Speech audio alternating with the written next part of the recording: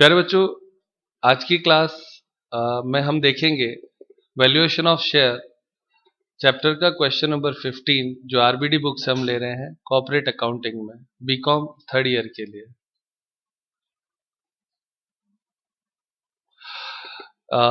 इसमें क्या दिया हुआ है देखें। काजोल लिमिटेड की पूंजी 55 लाख रुपए की है, तो कैपिटल जो है वो कितनी है?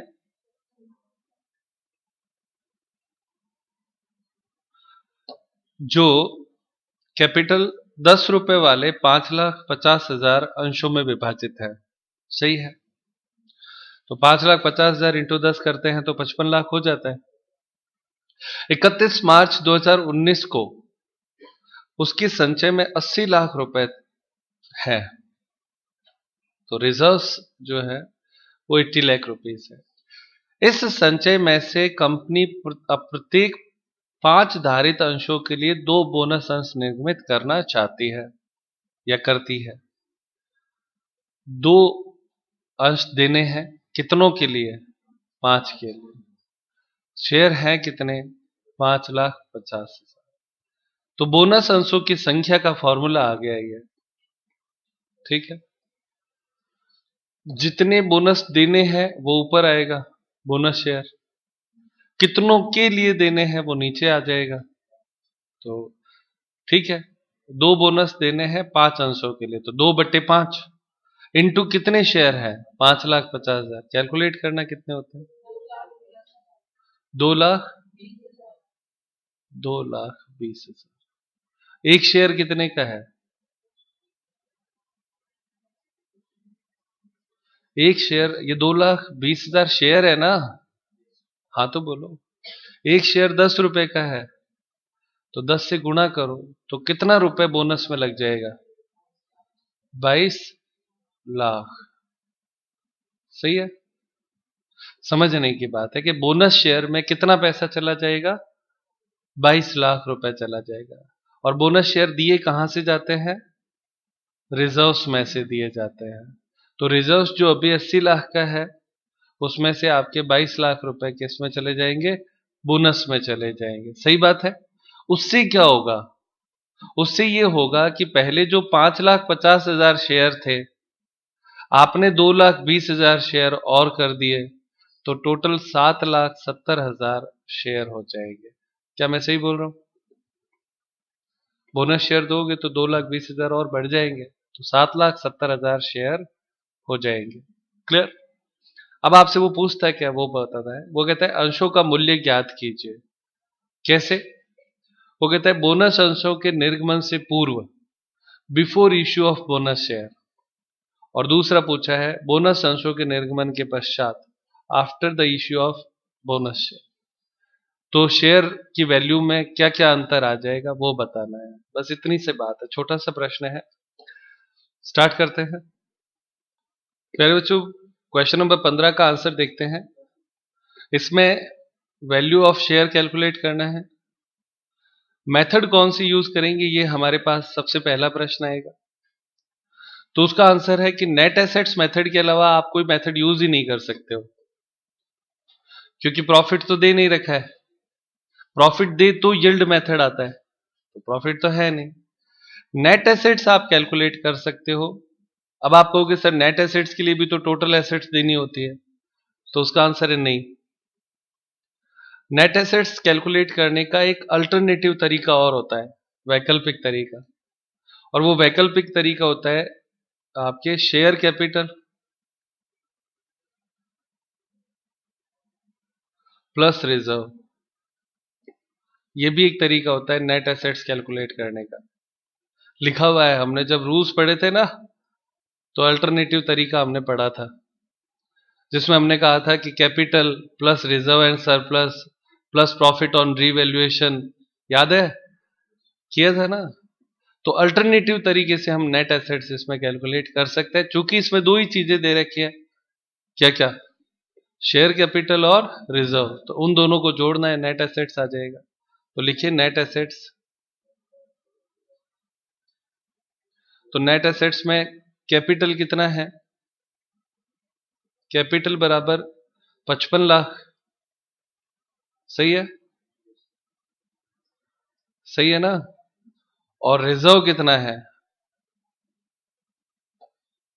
रिजर्व कितना है बच्चों, 80 लाख। बस ये दो चीजें जोड़नी है, तो दोनों को जोड़ो तो कितना होता है, 135 लाख या 1,35,00,000। सही है, ये NA हो गई। कोई दिक्कत प्यारे बच्चों। अब इसने पूछा वैल्यू ऑफ शेयर बताओ, तो वैल्यू ऑफ शेयर पहली परिस्थिति में, जिसको हमने कहा before bonus share, bonus share के निर्गमन से पहले की वैल्यू ऑफ शेयर, तो VPS बराबर वैल्यू पर share is equal to net assets upon number of share. सही है, नेट एसेट्स है 135 lakh divide by number of share आपके हैं 5,50,000। ये बिफोर बोनस शेयर है, तो 5,50,000 ही है। भाग दो कितना आता है,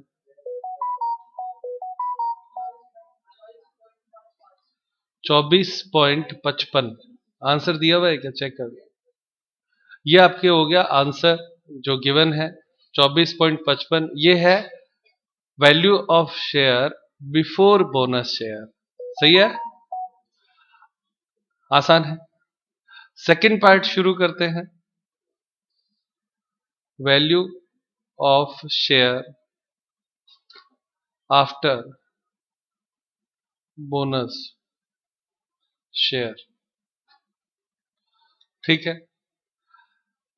तो आफ्टर बोनस शेयर करने से पहले तो ये आ जाएगा number of bonus share,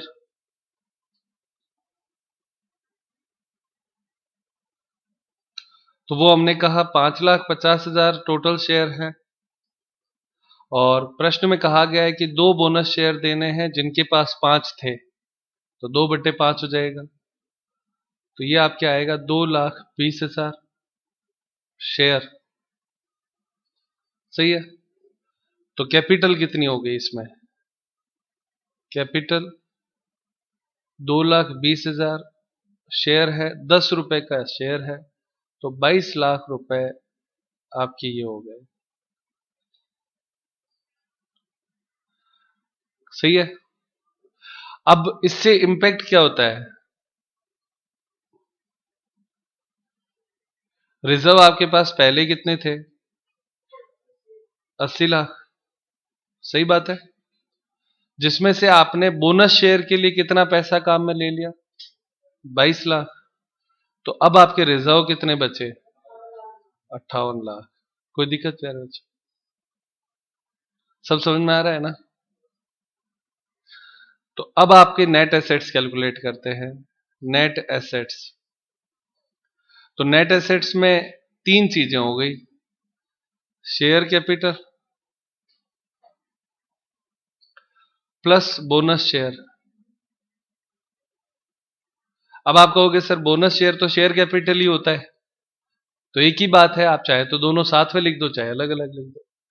plus reserve, तो शेयर कैपिटल है आपके पहले वाली 55 लाख, बोनस शेयर इशू करने से शेयर कैपिटल आपके कितनी बढ़ जाएगी, 22 लाख। और रिजर्व कितने बचे, 58 लाख। रिजर्व कितने बचे, 58 लाख। जोड़ लगाओ, 135 लाख। वापस सेम आ जाएगा, वापस क्या आ जाएगा, सेम आएगा net assets.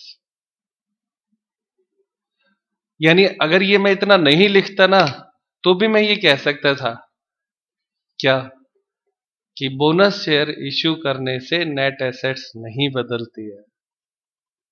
Bonus share issue करने से नेट एसेट्स नहीं बदलती है, चेक कर लिया हमने, नहीं बदली।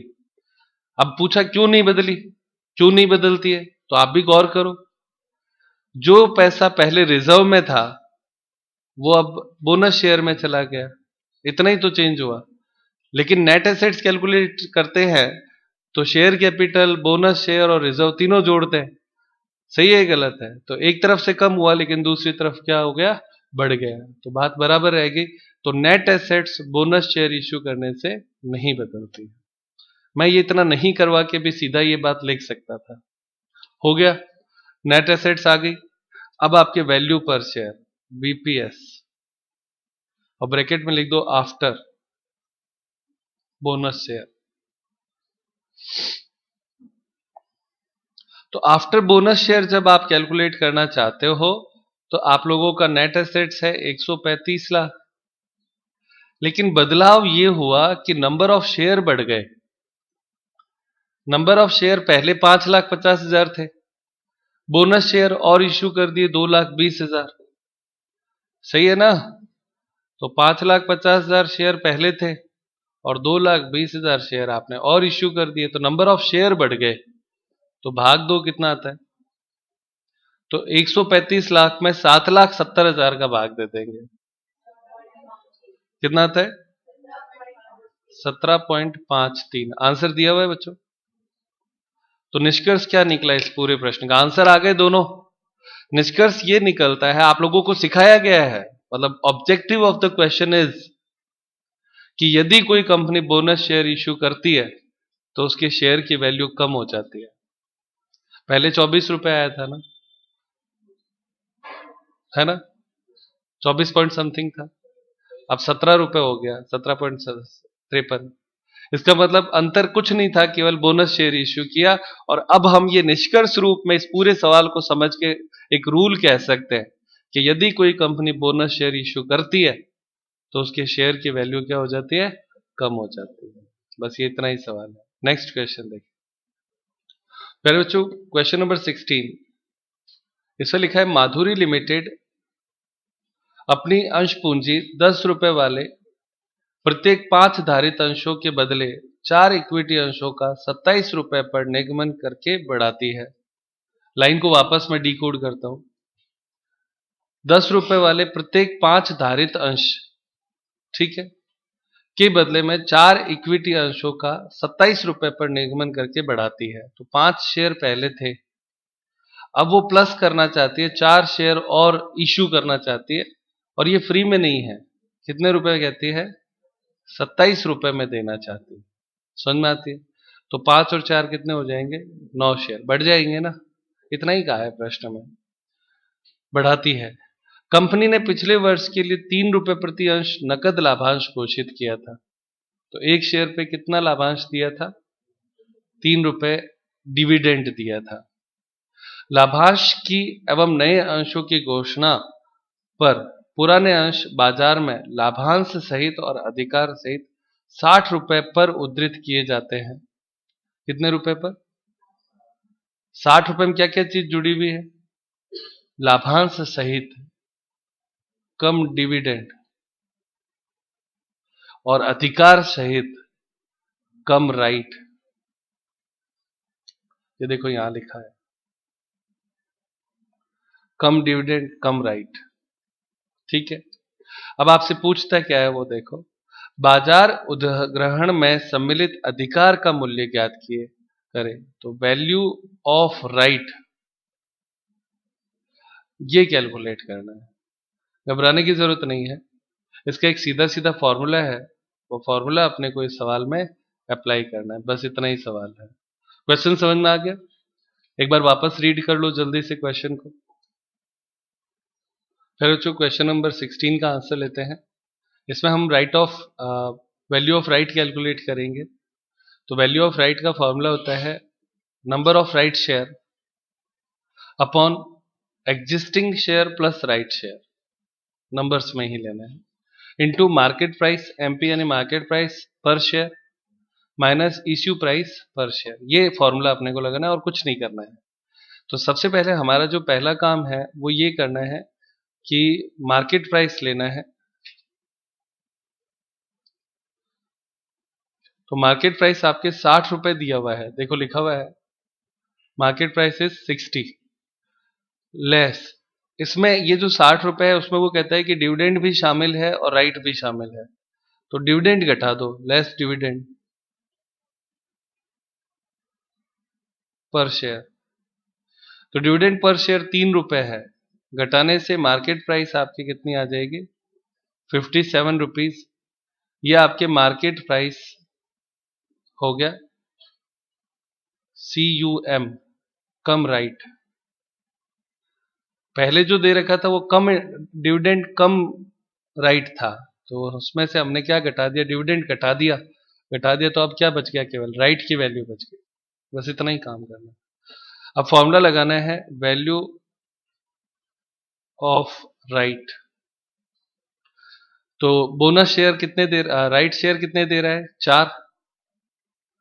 पुराने शेयर कितने थे, 5, प्लस बोनस शेयर हैं 4। ये देखो मैं फॉर्मूला अप्लाई करना शुरू किया है। Number of right share 4, existing share 5, right share 4, bracket में मार्केट प्राइस 57, सही है, माइनस इश्यू प्राइस आपके है 27। बस इसको सॉल्व कर लो, आंसर आ जाएगा। तो 4, ये आपके है 57 में से 27 जाएगा तो कितना है, 20, 30, 30, तो इंटू 30/9 कितना आता है, 13.33। यानी अधिकार का मूल्य कितना है, 13.33। समझ में आया। जो 57 रुपए मार्केट प्राइस लिखा हुआ था ना, उस 57 रुपए में 13 रुपए 33 पैसे अधिकार के हैं, तो अपने को वैल्यू ऑफ राइट कैलकुलेट करना था। आसान है, फॉर्मूला याद रह जाएगा। Next question. प्यारे बच्चों देखें इसमें क्वेश्चन नंबर 17, इंपॉर्टेंट मार्क कर ले। Mister Tanu intend to invest 1 lakh rupees. जो तनु है उसके पास 1 लाख रुपए है, वो इन्वेस्ट करना चाहता है in equity share of a limited company, एक कंपनी में इन्वेस्ट करना चाहता है। एंड सीक्स योर एडवाइस, आपसे सलाह मांगता है। As to maximise number of shares, आपसे सलाह मांग रहा है कि आप बताएं कि कितने शेयर वो खरीद सकता है, maximum shares he can expect to acquire based on a fair value of the share. तो आपको एक्चुअली इतनी पूरी कहानी में एक ही बात मिली है कि फेयर वैल्यू कैलकुलेट करना है, और 1 लाख रुपए उसके पास एज ए इन्वेस्टमेंट है। तो ये सबसे लास्ट में काम में आएगा 1 लाख रुपीज, उससे पहले कुछ नहीं है। The following information is available, अन्य सूचनाएं क्या है देखें। सबसे पहले दिया हुआ है issued and paid up capital में आपके प्रेफरेंस शेयर हैं 8,50,000 के, इक्विटी शेयर 10 रुपए का एक है, तो वो हो गया 6,50,000 के। वैसे नंबर ऑफ शेयर 65,000 हो जाएगा, और टोटल 15 लाख रुपए। आगे लिखता है net profit of the business is 1,60,000, तो नेट प्रॉफिट दे रखा है बिजनेस का। एक्सपेक्टेड नॉर्मल यील्ड इज 10%, ये NRR हो गया, normal rate of return. In case of such equity shares it is observed that the net assets after revaluation of worth is 80,000 more than the amount at which they are stayed in the books। किसके बारे में कहता है ये, it is observed, ऐसा देखा गया, that the net assets after revaluation के बाद जो net assets है are worth 80,000 more, जो नॉर्मल है उससे 80,000 अधिक है, then the amount at which they are stayed in the books में जो वैल्यू दे रखी है उससे 80,000 रुपए अधिक है, ऐसा ये कहना चाहता है। तो हमारे जो नेट एसेट्स है ना, उसमें हम 80,000 जोड़ देंगे, ये इतनी सी बात वो कहना चाहता है। Goodwill is to be calculated at 5 years purchase of super profit. Goodwill भी कैलकुलेट करना है किससे, 5 year purchase of super profit. तो सुपर प्रॉफिट कैलकुलेट करना है और 5 से गुणा कर देने हैं। आगे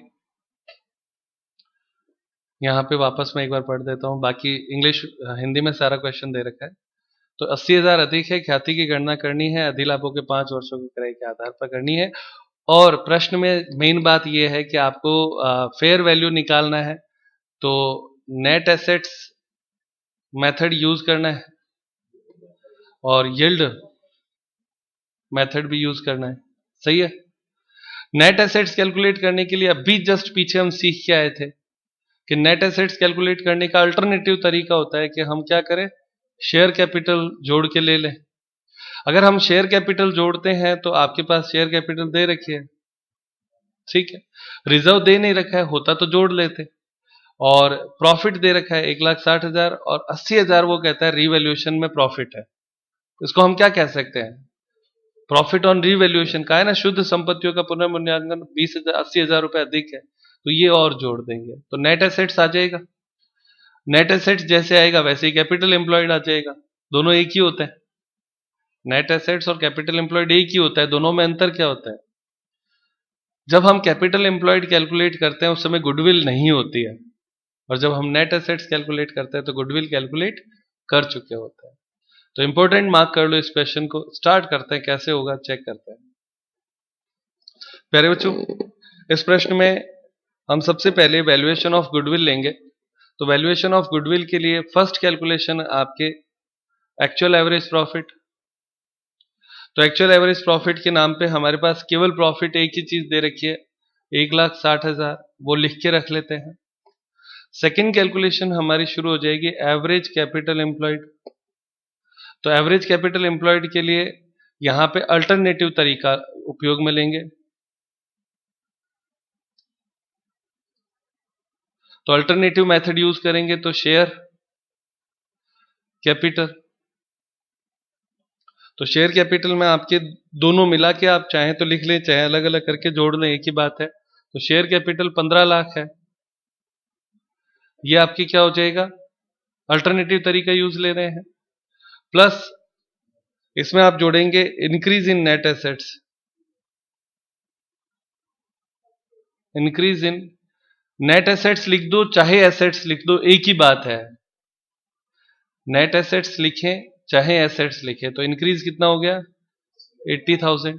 तो दोनों जोड़ लो तो कितना आता है? 15,80,000। ये हो गया क्लोजिंग कैपिटल एम्प्लॉयड। क्या हो जाएगा? Closing capital employed less 1/2 CYP। तो 1,60,000 का 1/2 घटाना है, तो 80,000 घटा देते हैं इसमें से। घटाने पर आपके एवरेज कैपिटल एम्प्लॉयड आ जाएगा 15 लाख। क्यों बच्चों, ठीक है? अल्टरनेटिव तरीका समझ में आता है? और जब भी अल्टरनेटिव तरीके से सवाल होता है ना, तो वो छोटा होता है, क्योंकि उसमें शेयर कैपिटल, रिजर्व, यही तो जोड़ने होता है, ज्यादा कुछ है ही नहीं। अब आपके third point, super profit. Super profit, सही बात है। तो सुपर प्रॉफिट का फॉर्मूला क्या होता है? Actual average profit minus average capital employed into NRR, ये फॉर्मूला होता है।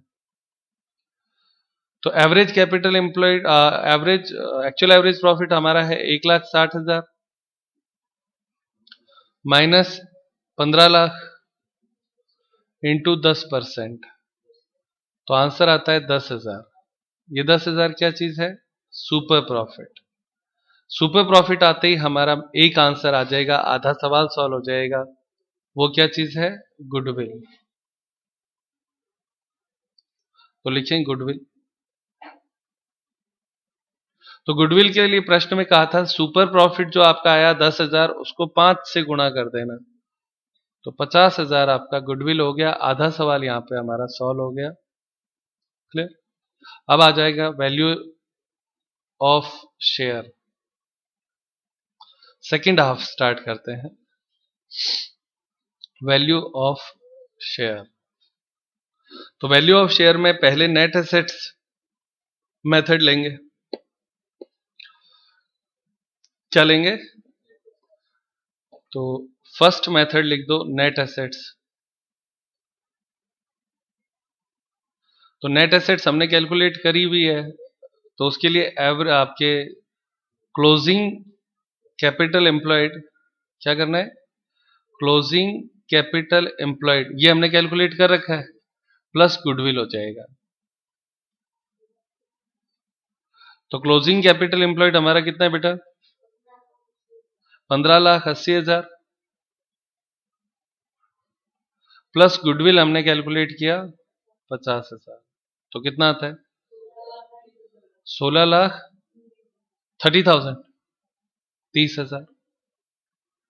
इसमें से लेस कर दो preference share capital, preference share capital, सही है ना? प्रेफरेंस शेयर कैपिटल घटाते हैं अगर value of equity share calculate करनी है तो, सही है ना? हमने पहले भी किया है। तो प्रेफरेंस शेयर कैपिटल कितनी है? 8,50,000 घटा दो, तो घटाने पर कितना आता है? 7,80,000। ये हो गया NA, net assets for equity share, सही है? तो सॉल्व करें आगे। वैल्यू पर शेयर बराबर net assets upon number of share, तो 7,80,000 बट्टे 65,000 कितना रुपए आता है? पूरा।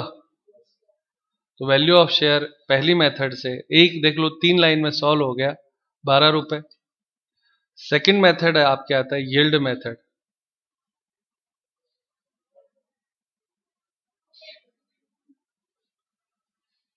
तो यील्ड मेथड में आपके प्रॉफिट दिया हुआ है, कितना है? हाँ बेटा, 1,60,000। तो लिखिए प्रॉफिट इक्वल टू 1,60,000। इसमें से प्रेफरेंस शेयर को देना है डिविडेंड, तो less PSD at the rate 10% of 8,50,000, तो 85,000 प्रेफरेंस शेयर को डिविडेंड दे दो, तो पीछे जो बचेगा वो कितना आया? 75,000। ये हो गया profit for equity share holder, सही है? इसको हम एक्सपेक्टेड प्रॉफिट बोलते हैं। क्या बोलते हैं? आप लिख सकते हैं।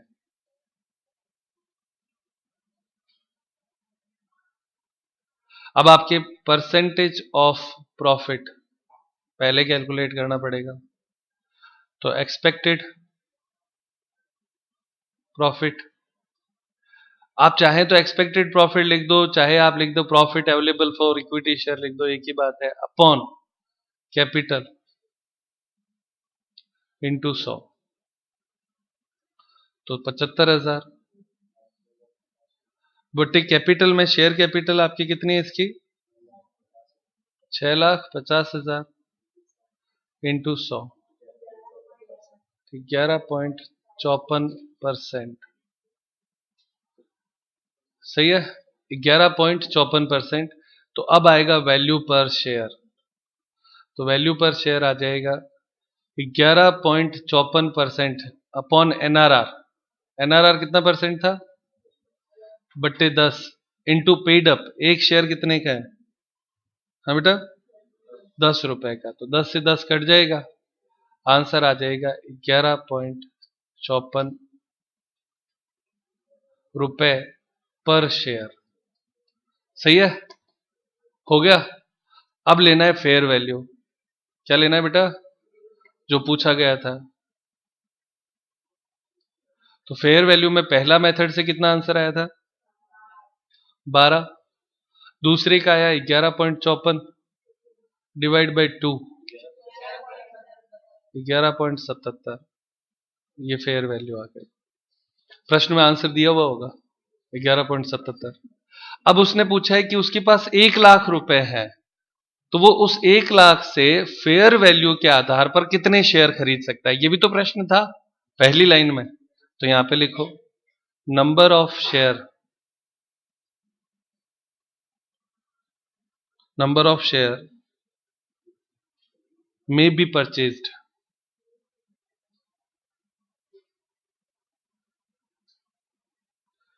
कितने शेयर खरीदे जा सकते हैं? तो 1,00,000 रुपए है, एक शेयर का फेयर वैल्यू है 11.77, तो भाग दे दो 8,496.17